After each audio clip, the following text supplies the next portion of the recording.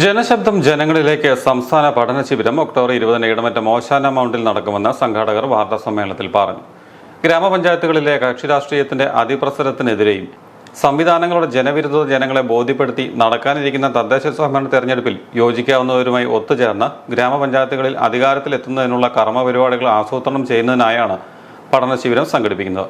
October 20 രാവിലെ 9 മണി മുതൽ വൈകുന്നേരം 5 വരെ ഭരണങ്ങാന ഇടമറ്റം ഓശാന സെന്ററിൽ നടക്കുന്ന പഠന ശിബിരം മൂവാറ്റുപുഴ അദ്വൈതാശ്രമ ആചാര്യൻ സ്വാമി ഗുരുശ്രീ ഉദ്ഘാടനം ചെയ്യും. ജനാധിപത്യം എന്ന വിഷയത്തെ അടിസ്ഥാനമാക്കി മുഖ്യപ്രഭാഷണം നടത്തും. സാഹചര്യ വിശകലന രേഖ ജെയിംസ് വടക്കൻ അവതരിപ്പിക്കും. അഡ്വക്കേറ്റ് ജോൺ ജോസഫ് വിഷയാവതരണം നടത്തും. 20-ാം തീയതി ജനങ്ങളിലേക്ക് സംസ്ഥാന പഠന ശിബിരം ഒഴിവാക്കപ്പെട്ടവരുടെ ഭൂരിപക്ഷ കേരളം ജനശബ്ദം ജനങ്ങളിലേക്ക് എന്ന ഒരു സംസ്ഥാന പഠന ശിബിരം പാലാ ഭരണങ്ങാനം ഓശാന മൗണ്ടിൽ 9 മണി മുതൽ 5 മണി വരെ നടത്തുകയാണ്. അതിന് വളരെ പ്രധാനപ്പെട്ട വ്യക്തികളാണ് അതിലേക്ക് എത്തുന്നത്. ആദരണീയനായ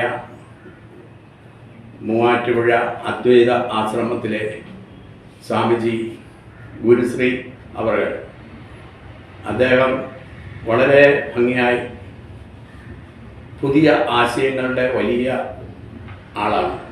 അദ്ദേഹമാണ് ഇത് ഉദ്ഘാടനം ചെയ്യപ്പെടും.